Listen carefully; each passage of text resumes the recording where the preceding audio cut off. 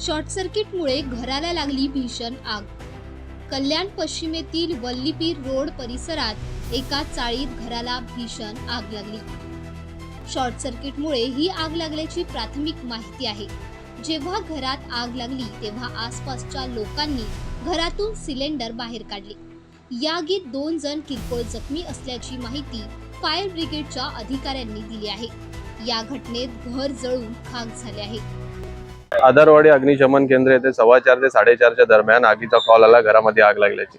ती घटनेची माहिती मिळताच अग्निशमन दल त्वरित घटनास्थळी पोहोचले। घटनास्थळी पोहोचल्या असता घरामध्ये आग लागल्याचे दिसले। आगीवर पाणी मारून आग विझवण्यात आली 15 ते 20 मिनिटांमध्ये। त्यानंतर चौकशी केली असता अग्निशमन दलाची गाडी येण्या अगोदर 2 जण किरकोळ भाजल्याचे समजले।